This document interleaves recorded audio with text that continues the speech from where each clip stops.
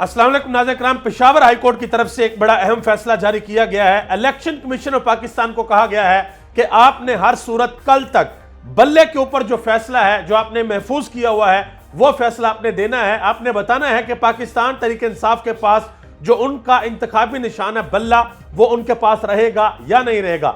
साथ ही Peshawar high court ने यह भी कहा है कि आपने जो भी फैसला करना है वो फैसला आइन और कानून को देखते हुए करना है, क्योंकि आपको याद होगा कि पाकिस्तान तहरीक इंसाफ को इलेक्शन कमीशन की जानिब से यह कहा गया था कि इंट्रा पार्टी इलेक्शन करवाएं। वो इलेक्शन करवा दिए गए हैं और सारे के सारे डॉक्यूमेंट्स जो हैं वो इलेक्शन कमीशन ऑफ पाकिस्तान में सबमिट भी कर दिए गए हैं। अब यह कल फैसला होगा कि पाकिस्तान तहरीक इंसाफ के पास बल्ला रहेगा या नहीं रहेगा। दूसरे नंबर पे पाकिस्तान तहरीक इंसाफ ने सुप्रीम कोर्ट के अंदर यह दरख्वास्त दायर कर दी है कि इलेक्शन मुल्क के अंदर होने के लिए जा रहे हैं, लेकिन हमें किसी भी तरह की लेवल प्लेइंग फील्ड नहीं दी जा रही। हमारे लोग कागजात नामजदगी जमा करवाने के लिए जाते हैं तो आगे उनको पता लगता है कि आरओ दफ्तर के अंदर नहीं बैठे हुए। लोग जमा करवाने के लिए जाते हैं तो पुलिस अफसरान वहां पे छीन लेते हैं उनसे कागजात। बैंक के अंदर जाते हैं तो वहां पे पुलिस वाले खड़े होते हैं और कहते हैं कि जी हमने आपको फीस जमा नहीं करवाने देनी। किसी जगह से लोगों को उठा लिया जाता है, किसी जगह से लोगों को अगवा कर लिया जाता है। ये सारी की सारी चीजें सुप्रीम कोर्ट के सामने पाकिस्तान तहरीक इंसाफ ने रख दी है और इलेक्शन कमीशन ऑफ पाकिस्तान के सामने भी ये सारी चीजें रख दी है, सबूतों के साथ, वीडियोस के साथ, कि पाकिस्तान तहरीक इंसाफ के साथ क्या कुछ किया जा रहा है। आगे आजे शाहद मेतला साहब, उन्होंने एक बड़ा अहम ट्वीट किया जी। उन्होंने कहा जी इलेक्शन के अंदर एक बहुत बड़ी अपडेट आई है। वो अपडेट ये आई है कि कानून नाफिज करने वाले अदारे नून लीग IPP के उम्मीदवारों और अहदेदारों को पूछ रहे हैं कि अगर आपको किसी शख्स पर शक है, आपको लगता है कि यह बंदा पाकिस्तान तहरीक इंसाफ की तरफ से इलेक्शन लड़ेगा, क्योंकि अभी तो सिर्फ कागजात नामजदगी जमा करवाने हैं, टिकटें तो बाद में इशू होनी है, तो यह कहा जा रहा है जी आप सिर्फ बता दें कि यह बंदा PTI का है तो हम उसको यानी कि उसको गिरफ्तार कर लिया जाएगा। और एक जगह पे तो एक बंदे को गिरफ्तार कर लिया गया और बाद में उस बंदे ने बताया भाई मेरा तल्लक PTI से नहीं है, मैं तो पाकिस्तान पीपल्स पार्टी से हूं, और फिर उस बंदे को रिहा कर दिया गया, छोड़ दिया गया।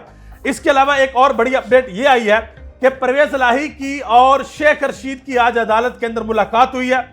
शेख रशीद ने आज सबके सामने यह बयान दिया है कि मैं पाकिस्तान तहरीक इंसाफ की हमायत से 2 हलकों के अंदर इलेक्शन लड़ूंगा, NA 56 में और NA 57 में। और उन्होंने यह भी कहा कि मैं असली और नस्ली हूं, मैंने इमरान खान के खिलाफ किसी किस्म का कोई बयान नहीं दिया, मैं चिल्ला काट के आया, मैंने कुर्बानी दी और इस वक्त जो है मैं 2 हलकों से इलेक्शन लड़ने के लिए जा रहा हूं। चौधरी परवेज इलाही से साफियों ने बात की तो चौधरी परवेज इलाही ने कहा कि इस वक्त जो मुल्क के अंदर इलेक्शन होने के लिए जा रहे हैं, अगर ये इलेक्शन साफ और शफाफ ना हुए, अगर लेवल प्लेइंग फील्ड ना दी गई, तो फिर मुल्क के अंदर एक ऐसी तहरीक उठेगी कि किसी से कुछ भी नहीं संभाला जाएगा। शुएब शाहीन साहब जो कि पाकिस्तान तहरीक इंसाफ के वकील हैं, आज उन्होंने एक बड़ी डिटेल्ड प्रेस कॉन्फ्रेंस की है और उसके अंदर उन्होंने अपने सब लोगों का नाम लेकर बताया कि किस किस बंदे को कागजात नामजदगी जमा नहीं करवाने दिए गए, किससे छीने गए हैं, किस को गिरफ्तार किया गया है। सनम जवेद के बारे में उन्होंने बताया कि उनके वालिद जेल के अंदर गए हैं सनम से दस्तखत करवाने के लिए, तो जो जेल सुप्रीडेंट है उन्होंने इनकार कर दिया कि जी हम आपकी मुलाकात नहीं करवा सकते, दस्तखत जो है वो नहीं होंगे। तो उन्होंने कहा कि यह डर है सनम जवेद का, तो आप अंदाजा करें कि इमरान खान का डर क्या होगा, इमरान खान से कितना डरेंगे कि इमरान खान कहां से इलेक्शन लड़ेंगे। और एंकर इमरान रियाज खान से भी सवाल हुआ कि सनम जवेद और मरियम नवाज साहिबा इलेक्शन लड़ने के लिए जा रही हैं, तो इसके ऊपर आप क्या कहेंगे। तो उन्होंने कहा कि अगर मुकाबला सनम जवेद और मरियम नवाज साहिबा के दरमियान में है तो फिर आप समझे कि मरियम नवाज साहिबा का जो इलेक्शन है वो तो बढ़ गया, यानी कि वो तो सीधी सीधी हार जाएंगी और सनम जवेद साहिबा जीत जाएंगी। इसके अलावा एक और अहम खबर यह है कि पाकिस्तान तहरीक इंसाफ ने अपने कारकुनान के नाम एक बड़ा अहम पैगाम जारी किया है। पैगाम यह जारी किया है कि अभी एक दिन रहता है अपने कागजात नामजदगी जमा करवाने के लिए, तो हलकों से जितने उम्मीदवार जो वर्कर्स हैं जो कि कागजात नामजदगी जमा करवा सकते हैं, ज्यादा से ज्यादा लोग कागजात नामजदगी जमा करवा दें।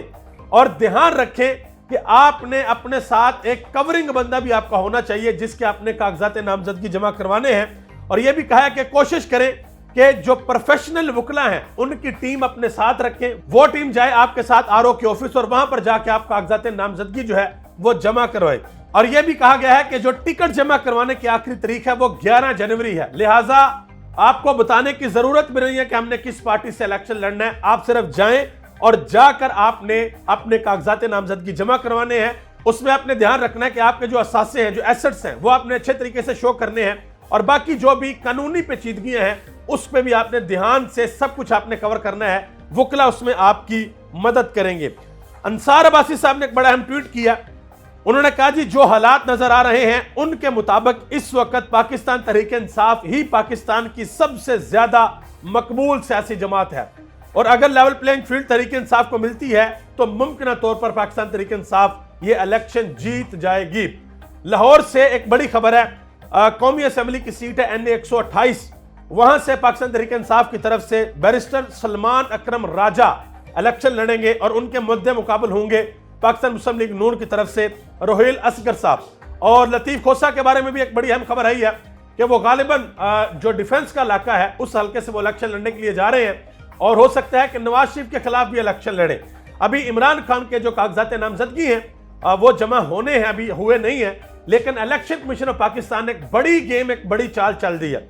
वो चाल ये चली है कि इमरान खान ने दरखास्त दे रखी थी कि जो फैसला है तोशाखाना की सजा के ऊपर जो आपने मुझे नाअहल किया था वो फैसला अपना मुअत्तल करें, क्योंकि सजा तो मेरी खत्म हो गई है। वो फैसला मुअत्तल कर दिया हाई कोर्ट ने।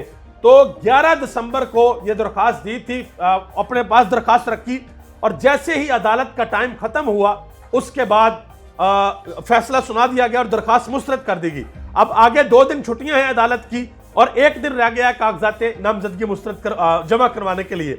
तो ये भी एक बड़ी गेम डाली गई है। बहरहाल इसके ऊपर भी पाकिस्तान तहरीक इंसाफ का यह बयान सामने आया है कि बहुत सी सियासी जमातें जिन्होंने इलेक्शन कमीशन के अंदर यह दरखास्त दी है कि आप कागजात नामजदगी का जो पीरियड है वो थोड़ा सा बढ़ा दें, 2-4 दिन आगे दे दें, तो हो सकता है जो हाई कोर्ट है वो इलेक्शन कमीशन के फैसले को मुअत्तल कर दे और इमरान खान साहब ये इलेक्शन लड़ सकेंगे। आप सबका बहुत बहुत शुक्रिया। पाकिस्तान जिंदाबाद, पाकिस्तान के अवाम और पाकिस्तान के इदारे पाइंदाबाद।